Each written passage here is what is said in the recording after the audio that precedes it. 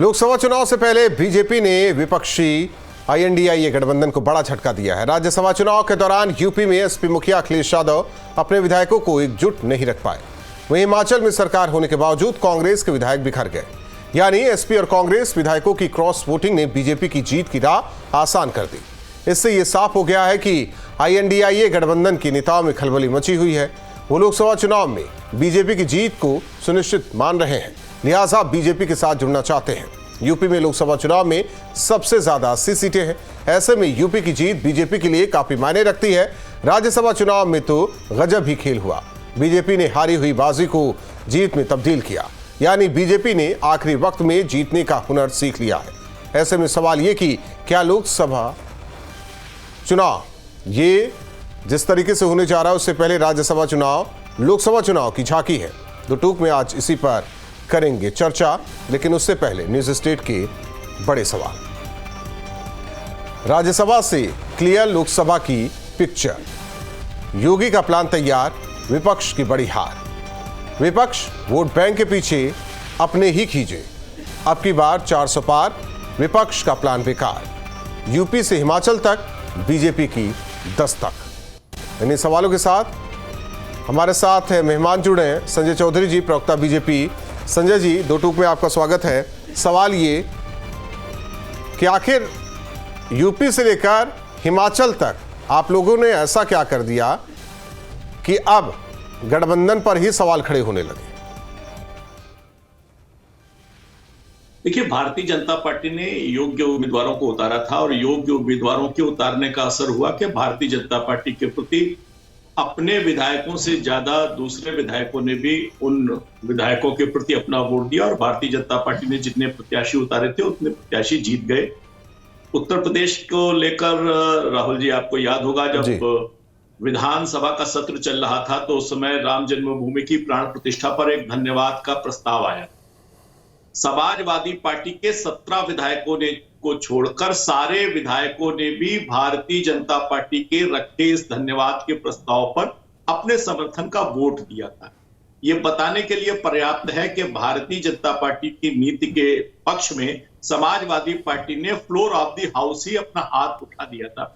और दूसरी तरफ समाजवादी पार्टी ने जिन प्रत्याशी को चुना तो समाजवादी पार्टी के 2 राष्ट्रीय महासचिव स्वामी प्रसाद मौर्य हो, सलीम शेरवानी हो, इन्होंने ही विरोध व्यक्त किया था। उनकी विधायक पल्लवी पटेल ने पत्र लिखा था। ऐसे लोग जब समाजवादी पार्टी के विधायक भी विरोध में, समाजवादी पार्टी के पदाधिकारी भी विरोध में, तो निश्चित रूप से इस प्रकार का परिणाम आना ही था।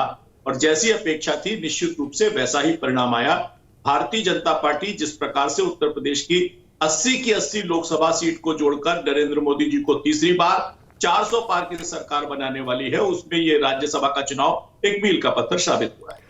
लेकिन सवाल यह है कि क्या विपक्षी दलों से आए हुए नेताओं का साथ जरूरी हो गया आप लोगों के लिए, या जो आएंगे भविष्य में, या उन्हें बुलाया जा रहा है? देखिए, जब हम राजनीति करने को उतरे हैं तो राजनीति में तो यही है कि हमारे साथ अधिक से अधिक लोग आए। हमारा नारा ही है सबका साथ, सबका विकास, सबका विश्वास और सबका प्रयास। हम सभी को जोड़ने की बात करते हैं और मुझको लगता है कि ये राज्यसभा का चुनाव उसी के लिए 1 स्टेप फॉरवर्ड जैसा है। लेकिन बार बार विपक्षी दल यही कह रहे हैं कि बीजेपी सेंधमारी हर बार करती है। संवैधानिक ढांचे की बात की जाती है, लोकतंत्र की बात की जाती है। देखिए, हमारे तरफ अवध में कहानी है कि सूप तो सूप चलनी हो, बोले जी मैं 62 छेद। समाजवादी पार्टी के ने उनकी जो सबसे मालदार प्रत्याशी हैं, यानी कि भाजपा के सारे राज्यसभा के प्रत्याशियों की अगर दौलत आप जोड़ लें तो वो दौलत जया बच्चन जी की दौलत की आधी है। उनको कितने वोट मिले? उनको इस राज्यसभा के चुनाव में सबसे ज्यादा वोट मिले और उन्हीं के पक्ष में भाजपा के सहयोगी दल का भी वोट गया। तो यानी कि वोट की लूट कौन कर रहा था? सबसे पैसे वाला समाजवादी पार्टी का प्रत्याशी पैसे से वोट की लूट कर रहा था, इसीलिए उसको सबसे ज्यादा वोट मिलते हैं। और समाजवादी पार्टी के एक प्रत्याशी को समाजवादी लोगों ने जानबूझ के हराया है। जो उनको वोट का अलॉटमेंट है वो निश्चित रूप से ऐसा ही संदेश। लेकिन हिमाचल में क्यों? ठीक है, यहां समाजवादी पार्टी के साथ, वहां कांग्रेस के साथ। नहीं, देखिए ऐसा है कि अभी हमने वहां के एक मंत्री का बयान सुना जिसने कि आज इस्तीफा दिया है और इस्तीफा देने के बाद प्रेस कॉन्फ्रेंस की है। प्रेस कॉन्फ्रेंस करते समय वो इस बात के लिए रो रहे थे कि कांग्रेस पार्टी के ही एक सीएम रहे व्यक्ति के लिए 2 फुट जमीन देना भी इस मुख्यमंत्री के लिए गवारा नहीं था। वहां की प्रदेश अध्यक्ष का बयान है कि जो विधायक हैं वो मंत्री से संतुष्ट नहीं है। तो मुझे लगता है कि इस प्रकार के सार्वजनिक बयान इसलिए एकदम साफ तस्वीर है कि वहां के विधायकों ने क्यों कांग्रेस का साथ छोड़ा और भारतीय जनता पार्टी के पक्ष में वोट दिया। मयंक शुक्ला जी, प्रवक्ता समाजवादी पार्टी, हमारे साथ जुड़े हैं। मयंक शुक्ला जी, इसे तो ट्रेलर कहा जा रहा है और कहा जा रहा है कि ये 24 लोकसभा चुनाव की पिक्चर है, और दूसरी ओर ये भी कि राजनीति को लेकर, परिपक्वता को लेकर सवाल उठाया जा रहे हैं समाजवादी पार्टी को लेकर कि जिन विधायकों को समेटना चाहिए था वही दूर जा रहे हैं अखिलेश यादव से। आखिर कहां चूक हो रही है आपकी पार्टी में, फैसले लेने में या हर स्तर पर राजनीति को, रणनीति को समझने में? देखिए, भारतीय जनता पार्टी का जो पूरा सिस्टम है वो इस बात पे डिपेंड करता है कि वो किस प्रकार से विधायकों की खरीद फरोख्त में पूरे देश में शामिल रहते हैं। भारतीय जनता पार्टी के नेता बड़े गर्व से बात बताते हैं कि उस प्रदेश में हमने ऐसे सरकार बना ली, उस प्रदेश में हमने विधायकों को तोड़ा, कई कई प्रदेशों में अल्पमत होने के बाद सरकार बना लेते हैं। तो मुझे एक बात समझ में नहीं आती है कि क्या कारण है इनके पीछे कि भारतीय जनता पार्टी के लोग इतना कुछ गलत काम करने के बाद भी गर्व से टीवी में बैठ के कह पाते हैं कि हाँ, हमने ये गलत काम किया। ठीक है मयंक शुक्ला जी, जो विधायक क्रॉस वोटिंग आपकी की है उसमें से हमें नहीं लगता कि कोई ऐसी स्थिति में है कि जो पैसे के लालच में आकर बीजेपी की तरफ से मिल जाए, बीजेपी की ओर रुख कर जाए। साम दाम दंड भेद हर तरीके की नीति अपनाती भारतीय जनता पार्टी। और मैं सुन रहा था अभी कहीं पर इनके बड़े नेता धन्यवाद दे रहे थे अमित शाह जी को। अरे, प्रदेश अध्यक्ष को अपने धन्यवाद देते, राष्ट्रीय अध्यक्ष को देते, मगर जो इस काम के एक्सपर्ट है अमित शाह, तोड़ मरोड़ करने में, खरीद फरोख्त करने में, ये सब काम जो करने में एक्सपर्ट है, उन्हीं को बधाई दी जा रही क्योंकि वही ये सब कर रहे हैं। एक बात समझने की है कि ये लोकतंत्र है। लोकतंत्र में आप थोड़े दिनों तक अव्यवस्था कर सकते हैं, थोड़े दिनों तक ये सब काम कर सकते हैं, मगर जिस दिन जनता ने मन बना लिया उस दिन भारतीय जनता पार्टी की सरकार को उखाड़ फेंकने का काम यही जनता करेगी। वही तो देख रहा हूं। यूपी में अगर विधानसभा चुनाव की बात की जाए तो 17 से लेकर 22 तक जनता वही कर रही है, और फिर लोकसभा चुनाव की बात कर ली जाए 14 से लेकर अब 24 तक हम पहुंच गए, उसके बीच 19, ये 10 साल में जनता तो यही देख रही है, यही कर रही है। देखिए, जनता ने तो ये भी देखा था कि 2007 में भारतीय जनता पार्टी के 18 विधायक हुआ करते थे। जनता ने ये भी देखा है कि भारतीय जनता पार्टी के 2 विधायक हुआ करते थे। ये समय चक्र है, ये चलता रहता है। और सुनिए, मैंने भाजपा के लोगों को इस स्थिति में भी देखा था कि विधानसभा में एक छोटे से कोने में सिमट जाते थे। तो ये वक्त है, वक्त बदलता रहता है। ठीक है, आज आपने जोड़ तोड़ करके, पैसे का खेल करके, सब काम करके आप जीत रहे हैं। एक चीज कहा, ये भी कही जा रही कि राम में आस्था नहीं, इसी वजह से कल्याण नहीं आप लोगों का। नहीं, प्रभु श्री रामचंद्र जी को, मर्यादा पुरुषोत्तम रामचंद्र जी को अगर ये जान समझ और पढ़ लेते तो कोई भी अनैतिक कार्य नहीं करते। प्रभु श्री रामचंद्र जी जो खुद मर्यादा पुरुषोत्तम है, वो कभी भी इस तरीके के अमर्यादित काम जो भारतीय जनता पार्टी के लोग करते हैं, कभी भी इसका नहीं लेते। श्री रामचंद्र जी का नाम बहुत ही सौम्य और कोमल है, और ये जिस प्रकार से उस नाम को लेते हैं उससे स्पष्ट होता है इनकी मानसिकता राम जी के विरोध। ऐसा है क्या संजय चौधरी जी? देखिए, मुझे लगता है कि राम के चरित्र को अगर समझते तो इस प्रकार के तर्क नहीं देते। ये राम ने के तो पास जब विभीषण आए तो एक संजय चौधरी जी, जरा दर्शकों को क्लियर कीजिए, आपके पीछे पोस्टर किसका है? मेरे पीछे रामलला का ही। और जरा मयंक शुक्ला जी, आपके पीछे पोस्टर किसका है? हमारे तो दिल में श्री रामचंद्र जी है। नहीं, मैं पोस्टर पूछ रहा हूं ना। मैं अभी आपको घुमा के दिखाऊंगा तो सीधे इधर। नहीं, मैं आपके पीछे का पोस्टर, हाँ दिख गया मुझे, डिंपल यादव और अखिलेश यादव। ठीक है संजय चौधरी जी, कमरे में आपको संजय चौधरी जी दिखा दूं। परशुराम जी, देखिए, राम की परंपरा है कि राम के पास अगर कोई भी आ गया है तो राम उसे स्वीकार करते हैं। ये राम की परंपरा में है कि जो भी शरणागत है उसे स्वीकार करते हैं। भारतीय जनता पार्टी के पास कोई भी आया, भारतीय जनता पार्टी उसे स्वीकार कर रही है, अपने में मिला रही है। यही राम की परंपरा है। और जो लोग इसके विरोध में हैं, जो लोग छोटे मन के साथ हैं, जो पीडीए की बात करते हैं, देखिए इसमें समझिए कि दोनों में बेसिक अंतर क्या है। ये पीडीए की बात करते हैं, यानी कि समाज के एक छोटे वर्ग के साथ सत्ता पाने की बात करते हैं। और भारतीय जनता पार्टी क्या करती है?